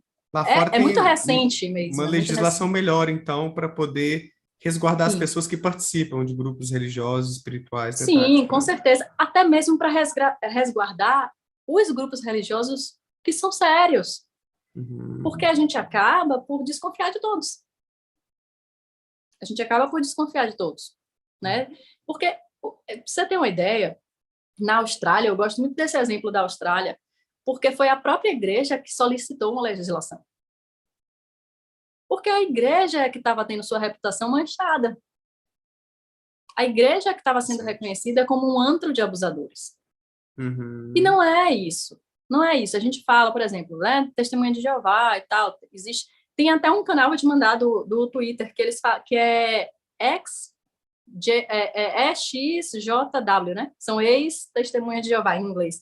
Que todo dia eles vão contando casos. Pra você ter noção da quantidade de casos que tem, né? E depois eu te mando. Tá. E por mais que tenha muita gente, né? E exista uma estrutura que é uma estrutura alienante, de coerção e tal, existem pessoas sérias nesses lugares, pessoas que vão pela religião mesmo, né? Eu hoje não tenho religião e tal, mas assim, eu acho que é uma opção válida, legítima e que as pessoas têm direito a ter. Então, essas pessoas que são sérias, elas estão sendo confundidas com as que não são, porque os criminosos, eles não vão para lá porque eles acreditam, eu não sei, Testemunha de Jeová, o que é Antigo Testamento, né, eu acho, não sei. Enfim. Não, a Bíblia como um todo, eles têm uma visão, assim, um pouco diferente da tradicional, mas se consideram cristãos também e tal. Enfim, então, assim, quem vai para lá, né, e o criminoso que vai para lá, ele não vai porque ele acredita na Bíblia. Ele vai porque ele sabe que é um ambiente que ele está mais protegido do que a vítima. Já Tércio, ele cometeu abusos sob um véu de líder religioso porque João de Deus está aí, em prisão domiciliar, que não é uma prisão. A gente tem relatos, a gente já tentou, a gente mexeu com o Ministério Público de vários estados tentando, porque as vítimas continuam sendo ameaçadas. A gente tem vítima que saiu do estado, porque João de Deus continua mandando na região. Nossa. Ele tinha que estar no cárcere, ele não tinha que estar em casa com luxo. E o Jair Tércio, ele está preso, está num processo de julgamento, está fugido? Tá foragido. Tá foragido. Ele está fugido, justamente por conta da fragilidade de nossa legislação. Por quê? Como a gente não tem uma legislação específica, ele teve que ser ouvido primeiro e tal. E nesses outros países que eu falo, né, que inclusive a França fala uma coisa muito interessante. Nem era para ser necessária uma legislação falando sobre isso, porque há a Declaração Universal dos Direitos Humanos, que já pressupõe que você não pode, né, utilizar a fé para abusar das pessoas, enfim. E nós somos signatários, então bastava que a gente seguisse a Declaração dos Direitos Humanos, já seria o suficiente. Mas, como isso não acontece, é julgado como um crime, foi justamente, o nosso caso foi julgado não, né, que não chegou a julgamento porque ele foi foragido, mas assim, a denúncia que o Ministério Público ofereceu foi tipificando dentro da Lei Maria da Penha, porque, como eu falei, casos religiosos são correlatos a casos familiares, e aí você, por exemplo, os crimes de abuso patrimonial e dos trabalhos coercitivos, né, do trabalho análogo à escravidão, não foram, até então não foram nem oferecidos como denúncia, porque não foram para frente. porque a nossa legislação não alcança, apesar das promotoras, tem a Lívia Vaz também, olharem para mim e dizerem assim, olha, isso é claramente um crime. Mas é muito difícil com a nossa legislação a gente levar isso para frente. Os Nossa, juízes e não isso querem bancar isso. acontece em tanta religião, esse tipo de trabalho, Mas, é uma coisa muito disseminada, com essas mas por, ameaças também. Nossa. exato, mas por isso também que os juízes não querem bancar, porque é como se fosse uma cruzada contra as religiões, e por isso que tem que primeiro haver uma mudança na legislação para dizer, olha, se há uma denúncia contra uma religião, a gente precisa investigar. E aí, se precisa investigar, qual é o primeiro passo nesses outros países? A pessoa vai ser presa, né, de maneira preventiva, porque se trata de uma organização, se tratando de uma organização, o risco de fuga é sempre muito grande. O que é que tornou Jair Tércio, para ele, né, possível se tornar foragido? Só ele era investigado. Então, assim, a justiça não estava acompanhando, por exemplo, movimentação dos líderes dele, das lideranças dele, da estrutura, né, de movimentação de dinheiro, e ele não tem nada no nome dele. Então ele sumiu. Ele sumiu. E foi muito fácil ele sumir. Até porque qualquer advogado saberia que ia surgir um mandado de prisão preventiva. Então ele deu um endereço que, quando eu soube qual era o endereço que ele deu, eu falei, ele não vai estar lá, porque ele deu o endereço da mãe dele. Sendo que ele não aparecia na casa da mãe dele há muito tempo. Se você perguntar, vão dizer que ele aparecia. A família dele vai dizer, óbvio, que vai, né, proteger ele. Mas ele não aparecia. As pessoas que conviveram, como eu convivi, sabem que ele não aparecia. Ele ia lá muito raramente, quando a mãe ficava doente, alguma coisa, que ia nessa de vou fazer uma consulta espiritual. Normalmente, o argumento que ele usava era que ia lá em espírito. Então, ele não precisava ir lá em matéria, porque senão, né, e tal, aquela coisa. Então, quando eu soube que ele tinha dado esse endereço, eu já sabia, eu já falei, ó, o cara vai sumir. Só que eu tinha uma esperança que era da gente conseguir montar esse caso de organização criminosa, que a gente ainda está tentando aqui, a gente está com o Ministério Público do Trabalho, a gente está tentando ainda colocar, porque a gente tem isso, eu tenho e-mails, eu tenho mensagens, tem outras tantas pessoas, muitas pessoas viveram isso, e a gente tem muitas pessoas dispostas a testemunhar. Só que o que é que a gente tem também? Prazo prescricional. Ah, tá. Você falou que foi em 2015, né, que você saiu, então... E eu saí. O tempo está correndo. E aí a gente tem gente que tem testemunho de 30 anos atrás. Mas para justiça, por mais que isso choque, e que você fale assim, cara, então o cara é, pelo menos, desde, sei lá, dos anos 80, ele vem cometendo crimes, inclusive de estupro. Isso choca. Mas isso não vale para a justiça, porque já prescreveu. Então, assim, a promotoria fala que, né, assim, a gente precisa fazer algo. Mas para a gente fazer algo, a gente precisa conseguir um crime em aberto. E, normalmente, as pessoas de casos mais recentes ainda estão com medo. Ainda estão naquele processo de compreender a dimensão do que viveram, a dimensão dos danos para a sua própria vida. Alguns ainda têm familiares que fazem parte. Porque eu, por exemplo, eu rompi em 2015 junto com meu ex-marido, mas minha sogra rompeu depois. Meu cunhado, né, meu ex-cunhado, rompeu depois ainda. Então, assim, enfim, não é tão simples. As pessoas acham que é muito simples, mas não é. Nossa. A gente precisa de um tempo para entender que houve abuso. Depois a gente precisa de um tempo para ter coragem de denunciar. E outra, denunciar no Brasil é você falar assim, ok, eu já vivi milhões de violências e eu vou agora optar por viver outras. Porque se você denunciar, você vai viver novas violências. É um fato. Então, denunciar no Brasil por exemplo, recentemente, eu estava, que não foi nem tratando do meu caso, foi tratando de um outro caso que eu estava ajudando, eu estava numa reunião com o juiz, enfim, falando de outro caso, um caso, inclusive, que saiu na Record, se eu não me engano, do Kleber Aran, que ele tem o caso ainda está em andamento e tal, né? Ele foi acusado, da mesma forma que Jair Tércio, de abusos sexuais, No caso, ele é um médium dentro de um centro espírita e tem vítimas, né, tem supostas vítimas em Salvador e em Aracaju, né, ou seja, Bahia e Sergipe, e em São Paulo também. E eu estava tratando desse caso com algumas pessoas e um juiz olha para mim e fala que eu tô querendo tumultuar, né? Ele não usou o termo tumultuar, mas estava querendo fazer barraco. E eu, não, mas peraí.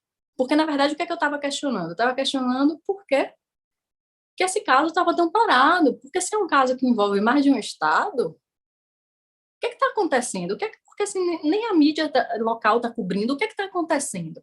Porque eu estou tendo aqui vítimas que estão me buscando para pedir proteção, enquanto era a justiça que tinha que estar dando proteção. Então, o que está acontecendo? Né? Assim, quando eu questionei isso, aí esse juiz falou isso para mim. Você está querendo fazer barraco, você está querendo chamar atenção, porque agora, com essa onda, né, de que só falta falar que é mimimi, hein? Aí você tá com Não, o ele tamanco foi na cara pior. Na dele. verdade, ele foi pior, porque ele falou assim, que é por isso, né, é por isso que eu só sirvo para ser amante. Porque que eu sou gostosa, tá todo mundo vendo. Mas que homem nenhum vai querer me assumir. Ah, Assim, não, que babaca, Tati. nessa hora que você faz é o seguinte, você respira fundo, você bota a sua cara de isso não me atinge, mas o fato é que assim, eu respondi muito bem a ele, né? Levantei para responder e falei assim, olha, o senhor incorreu em pelo menos 3 crimes aqui, porque você foi misógino, você há danos morais aí, né, contra mim, há uma série de violências. Eu não me lembro, eu falei 3 crimes certinhos assim na hora, agora eu não estou lembrando. Mas quando eu entrei no carro, eu desabei a chorar. Porque, cara, e assim, as pessoas me questionam, porra, mas você estuda isso, você sabe que é uma ofensa, você sabe que é gaslight. Sim, cara, eu sei, mas é difícil você estar passando por isso todo dia. E às vezes te pega num dia que você está mais sensível, que aconteceu alguma coisa, que, sabe? Aquilo encaixa com uma situação de sua vida pessoal, sei lá, muita coisa pode Uhum, acontecer. E também essas coisas uhum. se somam, é direto uma coisa dessa. Assim, não é a primeira vez, desde a primeira vez que eu falei que eu fui denunciar, eu não sei quantas vezes que eu tive que dar detalhes dos estupros, que as pessoas perguntavam, mas por que você não foi embora? Mas por que não sei o quê? Então, assim, chega uma hora, tem horas que a gente sabe, a gente fala assim, cara, o que eu tô fazendo? Sabe? Nossa, muito pesado, Mas, assim, Tati. a gente também se arruma de novo e fala assim, não, peraí, por isso mesmo que eu tenho que ir para frente, porque não dá para ser assim. Não dá para a gente aceitar que isso aconteça. Mas Uhum. aí também o que que acontece, Daniel? Eu não posso denunciar esse juiz sem a autorização da vítima que eu estava acolhendo. Porque eu iria expor o caso dela. Certo. Então, assim, essas coisas não são simples. Essas coisas não são Uhum. simples. Uma outra vítima, recentemente, teve um caso na delegacia da mulher, que uma delegada ofendeu ela, né? A gente foi lá para contar e tal, e a delegada perguntou da roupa, coisa, né? Bem clichê, uma delegada, mulher, na delegacia da mulher. E aí eu conversei com um amigo que é da polícia, e ele falou, olha, esse tipo de caso você pode denunciar na corregedoria. E aí quando eu falei para a vítima, ela falou assim, Tati, mas como é que você acha que vai ser esse acolhimento na corregedoria? E eu não posso mentir para ela. Eu não posso dizer, não, vai ser tudo lindo, todo mundo vai te respeitar. Cara, não vai. Você vai estar denunciando uma delegada. É muito provável que a defesa dela te aperte. E na hora de te apertar, é ofensa. Então é isso que eu digo, denunciar no Brasil, a gente bota a cara a tapa. Porque a defesa do acusado vai, né, assim, qual é o primeiro argumento? Foi consensual. Você sabe o que, é que o Jair Técio disse no depoimento dele, na oitiva dele? Ele disse Hum, que teve um casinho comigo. hum, Um casinho. uhum. Ou seja, ainda colocou como uma mulher que foi rejeitada e deu louca. Disse que meu ex-marido era o filhão dele. Olha como as coisas não casam. Eu tive um casinho com Aham. ele, Mas meu ex-marido, que era meu marido na época que ele me estuprava, era o filho dele. Maior consideração por ele, né? Mas que pai Nossa, filho né? da puta, Paizão, né? né? Pois é. Aham. Enfim, então, assim, coisas desse tipo, sabe, assim. E aí, só que, assim, ele disse isso em depoimento. Ou seja, se em algum momento for a julgamento, se ele for encontrado e for a julgamento, eu vou ser questionada sobre essas coisas. Fora os questionamentos sociais. Fora que a minha família é questionada. Fora que a minha mãe é questionada. Minha filha é questionada. Meu ex-marido é questionado. Sabe, meu irmão é questionado. Então, assim, você denunciar no Brasil é um ato de resistência, sabe? De luta mesmo. Porque a gente não tem uma legislação. No final, tudo volta para isso. A gente não tem uma legislação que nos proteja. Uhum.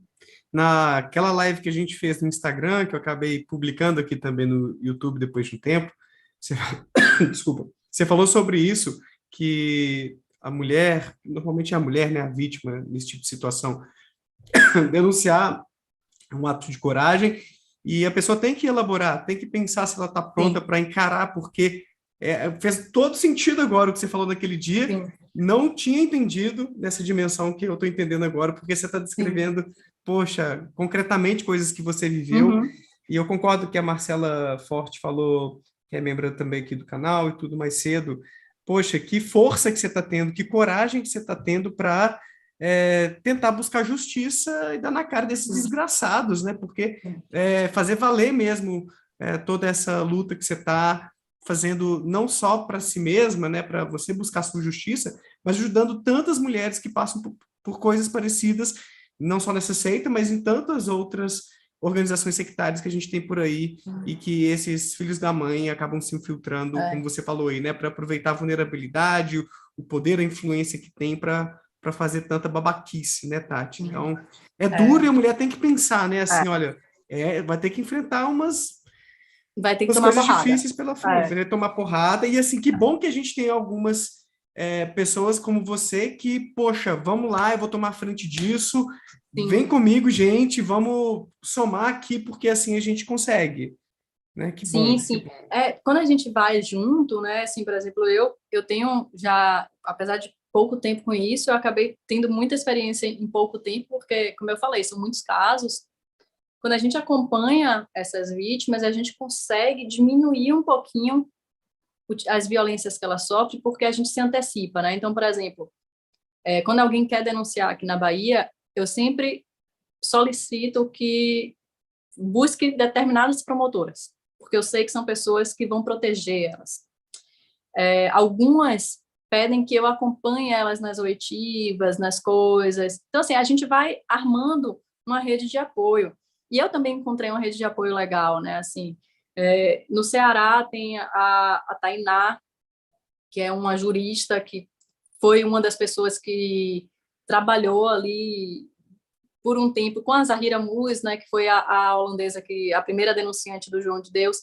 A Tainá foi quem levou o Ícaro Medeiros para a cadeia. Então ela também me deu várias dicas no início. Quando começou essa coisa de mídia, ela me falou, né, ela falou: "Tati, escolhe, mas escolhe bem, porque a mídia precisa ser estratégica". E aí foi aí que a gente acabou escolhendo o Fantástico. Enfim, então a gente vai encontrando pessoas legais também, a própria mídia.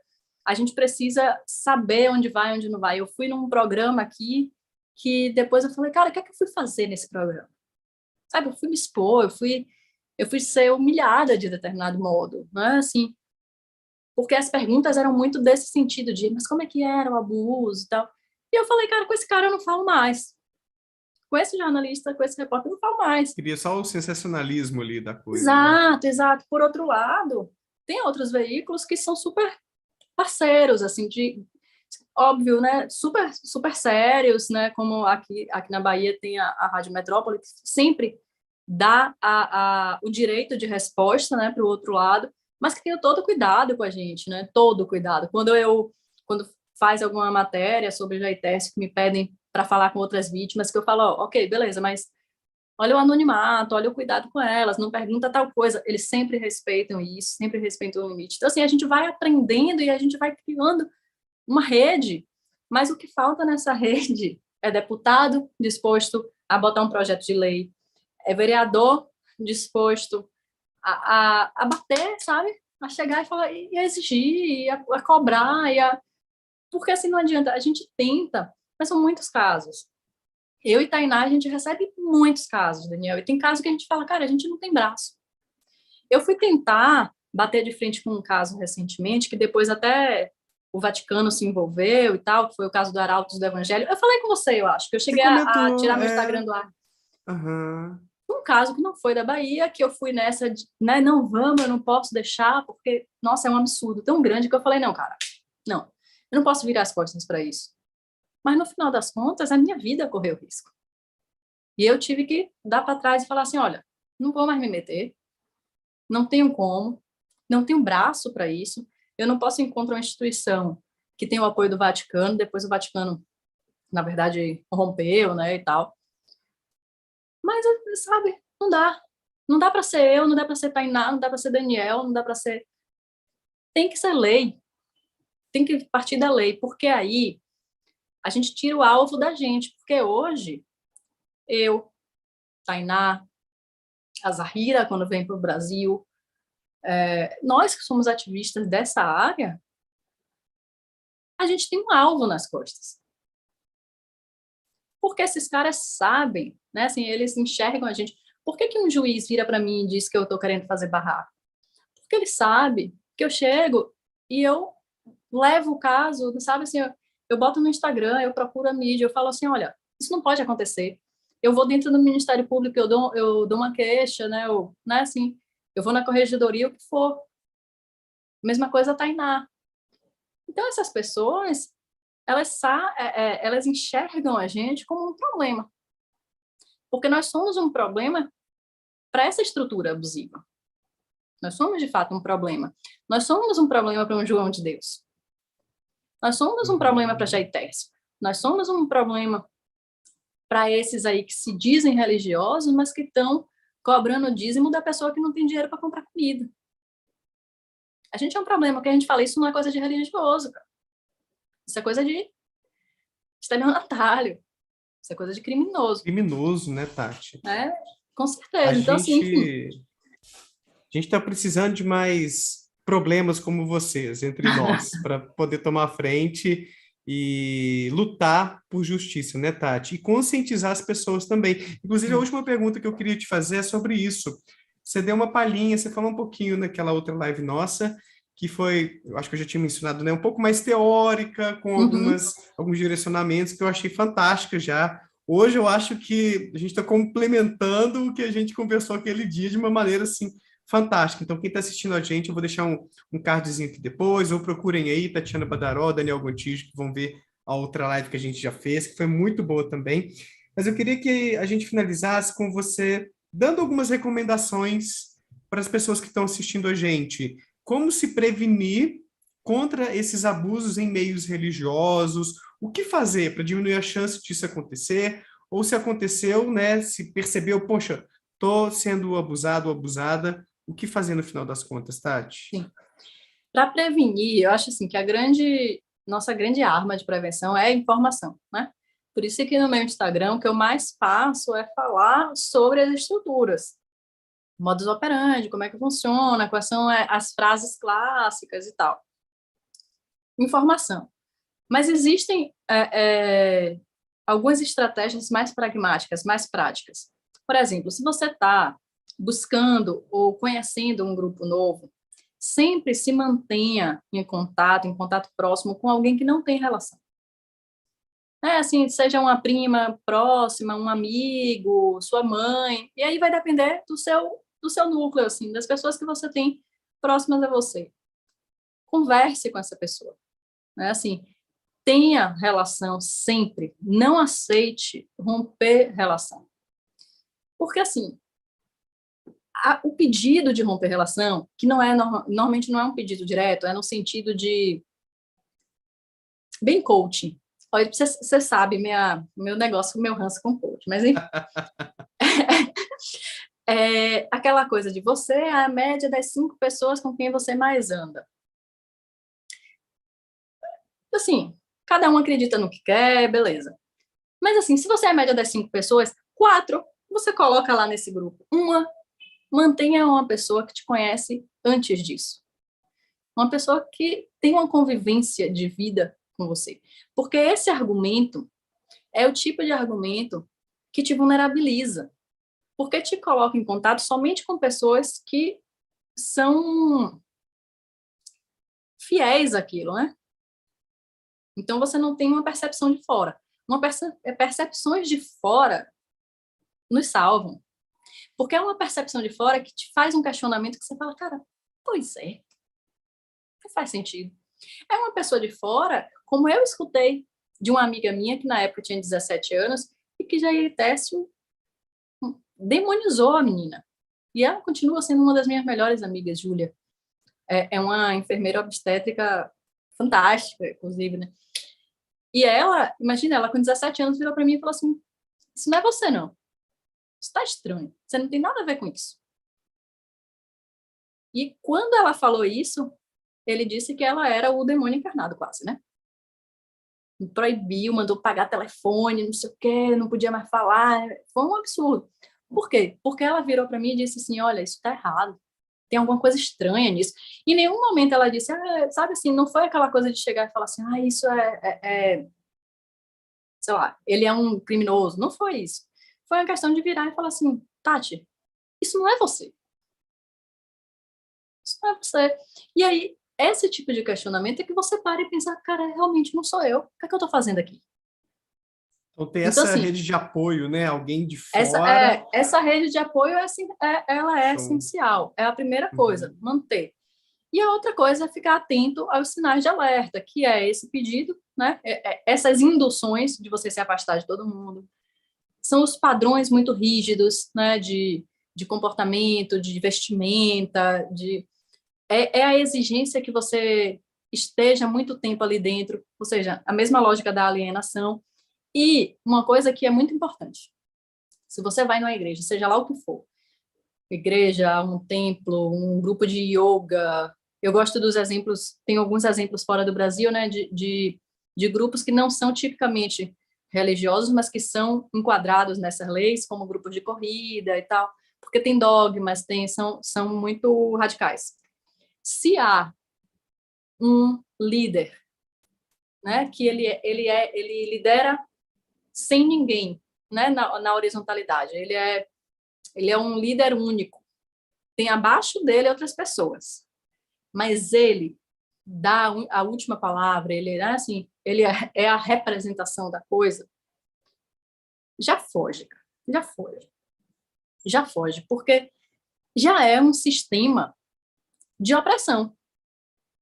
Se existe uma pessoa ali que você tem que ouvir cegamente, você não pode questionar, e que é ela que determina tudo, inclusive as decisões da sua própria vida, aquilo não é legal para você.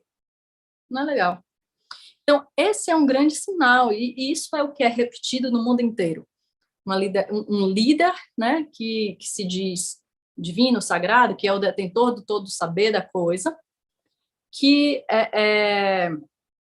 ele reina absoluto e tem abaixo deles aqueles senhores feudais, né? Tem aquelas pessoas que estão numa hierarquia superior. Então, essas hierarquias muito verticalizadas com um rei, isso já é para fugir. E aí, junto disso, essas outras questões, né? Daniel, por que essa roupa preta, assim, não é muito legal para você? Não faz bem para sua energia. Começar a colocar esses argumentos muito assim, você tem que desconfiar, né? Tem que desconfiar. Mas, normalmente, não quem vai trazer essa suspeita é justamente sua rede de apoio. Então, assim, os sinais a gente precisa conhecer muito, mas normalmente a gente que conhece o sinal, a gente fala para outra pessoa. A outra pessoa, ela vai se apoiar na rede de apoio. Se você já foi abusado e está se percebendo, né, como uma vítima, qual é a primeira coisa? Foge. Mas assim, a gente tem essas questões que a gente... Eu chutei o negócio aqui. Dá medo por várias questões, né? Dá medo por questões muito pragmáticas, como, por exemplo, João de Deus aí, que a gente tem, que existem relatos de que pessoas somem, né? A gente não sabe até que ponto ele é responsável por isso ou não, mas existem relatos, e, enfim, a gente sabe de casos de violência física mesmo, tem as perseguições que eu sofri, as intimidações, as coisas todas, mas tem também as ameaças de retaliação espiritual. Ah, porque a espiritualidade vai te cobrar, você vai adoecer, seu pai vai adoecer. Então, assim, como tem esses medos, a melhor forma de você se afastar é se afastar de maneira silenciosa. Só some. Deixa de ir, não atende mais telefone, dá aquele caô de tipo, tô cansado, tô doente, tô com Covid. É a hora, tô com Covid, não posso aparecer aí. E vai buscar sua rede de apoio. Eu sei que dá vergonha, porque a gente afastou essas pessoas da nossa vida. Muitas vezes nós fomos grosseiros com elas. Porque eu mesmo fui grosseira com muita gente por ordem de Jair. E dá vergonha mesmo. Mas se você não consegue chegar para sua família, para um amigo, para alguém, procura um psicólogo, procura alguém, mas monta uma rede de apoio. Procura a gente, né, que tem um trabalho de ativismo, aí tem o pessoal aí da Não Era Amor, a Poli, tem o pessoal do Muvaia, A né, que Poli tem já veio aqui conversar comigo uma vez, inclusive, sobre maravilhosa, você é uma relacionamento pessoa, abusivo. enfim. Então, assim, a gente tem uma galera aí que pode te ajudar, mas o importante é se afastar, né? É o mesmo princípio do relacionamento abusivo, contato zero. Se afasta completamente, busca apoio psicológico com alguém que não tem absolutamente nada a ver com esse grupo, e aí você vai tomando suas decisões, se denuncia, se não denuncia, como é que você vai seguindo com sua vida, porque é um trabalho também a gente conseguir retomar a vida, sabe? A gente começa até a gente conseguir tirar da gente essas marcas do abuso psicológico, até eu conseguir entender que eu não era uma pessoa que merecia sofrer. Porra, me custou, me custou. E às vezes eu ainda me vejo pensando alguma coisa que eu falo, opa, peraí, calma aí, tem alguma coisa errada aqui. Uhum. Então, assim, eu acho que para eu tentar botar de uma forma pragmática rede de apoio é essencial. Eu acho massa tentar buscar conhecer novos lugares, novas, né, assim, enfim, grupos, o que for. Eu não sou muito dessa pegada gratiluz, não gosto. Mas, assim, quem curte, massa. Mas tenha uma rede de apoio fora disso, que não se envolva, que seja neutra nesse momento. Nesse momento, uma pessoa que seja, inclusive, contra, para conseguir te fazer os questionamentos que dê condição de você perceber se tem alguma coisa de errado. Manter Né? aceso o Assim, senso crítico, né? exato, é essencial, é necessário. E isso não é Uhum. falar contra a religião, porque você pode frequentar uma igreja, você pode estar lá, sei lá, na igreja que for, católica, num centro espírita, e ainda assim você ser crítico, você separar as coisas. Se você vai para uma igreja que o padre te fala que você está com câncer, mas não precisa fazer o tratamento médico, isso é um problema. Porque não existe nada na literatura religiosa, de fato, que diga que você não tem que buscar cura no que a ciência, né, oferece. Não existe isso. Se a gente for ler mesmo, e eu faço questão de ler, porque eu acho que a gente precisa entender até que ponto. Minha intenção não é, de maneira alguma, crucificar, para usar bem o termo, as religiões. Muito pelo contrário, é tornar esses ambientes seguros para as pessoas. Então, a gente precisa ter alguém de fora que nos faça manter a criticidade, para a gente entender até que ponto aquilo ali vale a pena para a gente ou não. E se já está no meio, é aquilo, não tem muito segredo, sabe, Daniel? É isso, engolir o medo, porque dá medo mesmo, mas é você pensar assim, se você continua ali, você perde sua vida. Se você enfrenta esse medo, você tem a chance de recuperar sua vida. Vale muito mais a pena você apostar na sua vida. Então, vai lá, engole, com medo mesmo. Eu tive crise de ansiedade, eu achei que eu ia infartar, eu contei aqui. Eu passei mal, Tá mais leve mas a hoje gente ou vai. ainda... Demais, muito Ah, mais. então Assim, beleza. Eu ia te tá perguntar tranquilo. se tinha Mas esquecido.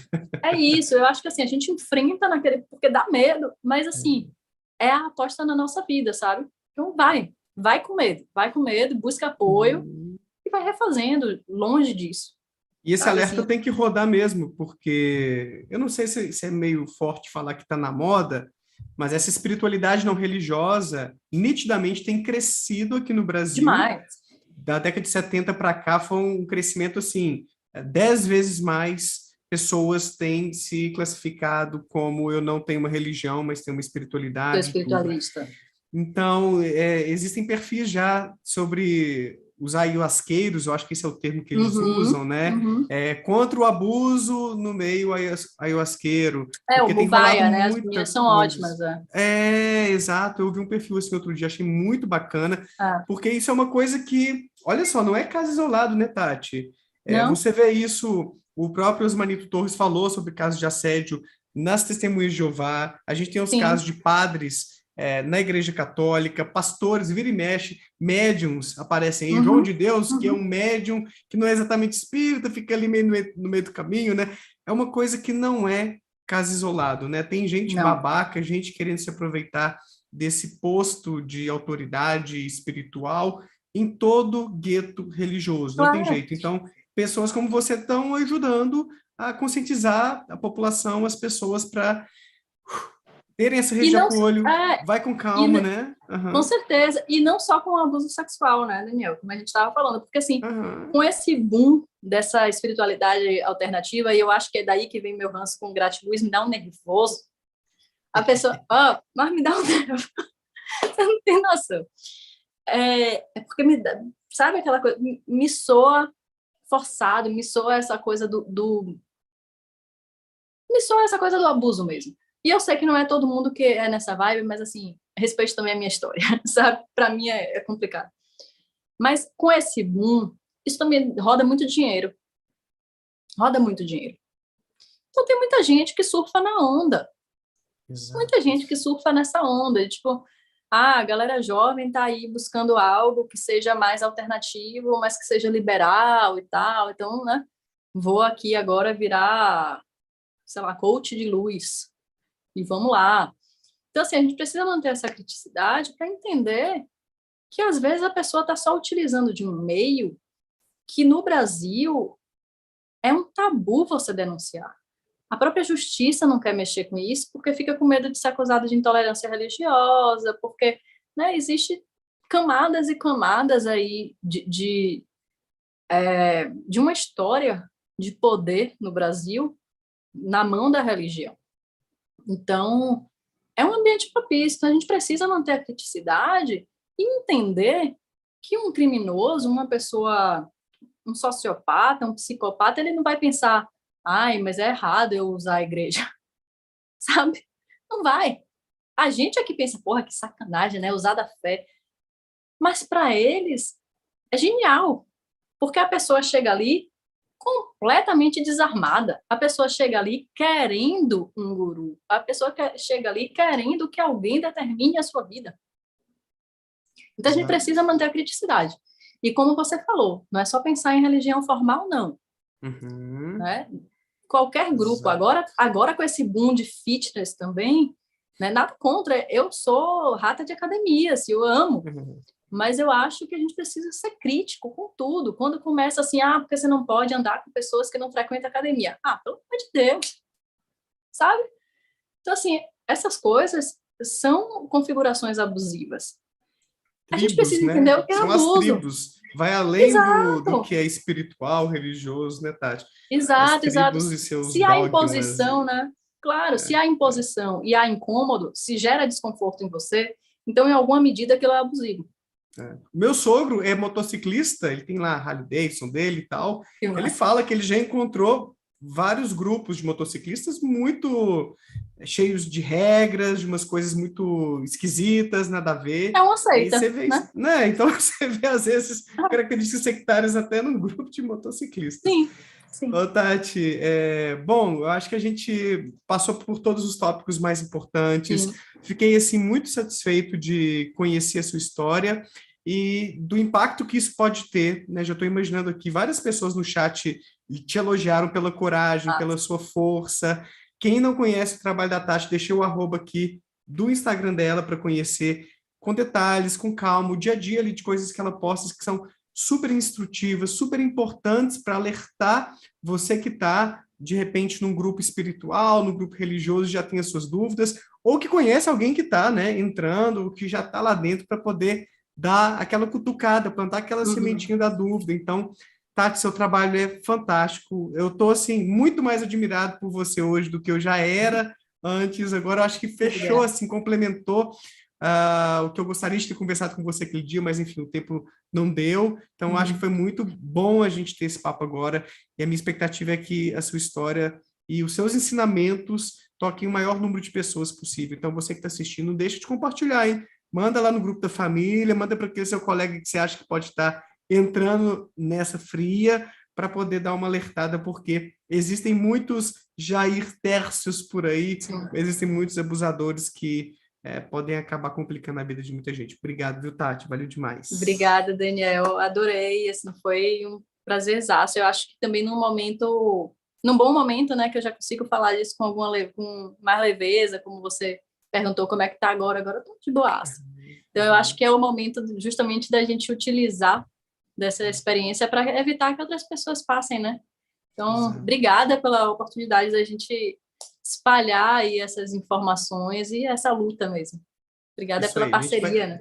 Isso aí, eu tô adorando essa parceria. Vamos trocando as figurinhas, vamos fazer mais lives pela frente. Eu tenho entrado em contato com outras pessoas que têm essa pegada nossa, sabe, de difundir pensamento crítico, de alertar as pessoas contra algumas coisas que podem ser ruins no seio de uma religião, de um grupo religioso ou espiritual. É claro que, como você, eu também não acho que a religião só propaga o mal, só tem coisa ruim ali. Não, tem muita gente que está vivendo em paz a sua espiritualidade, a sua religiosidade, um grupo, e está tudo bem, está certo isso aí. Mas a gente tem que mostrar também o outro lado da moeda, que existem pessoas más em religiões que podem estar propagando aí o abuso e coisas muito ruins. Perfeito. E muito obrigado, Tati. Então é isso aí, valeu demais. A gente vai conversando aí. Parabéns pela Natal, coragem.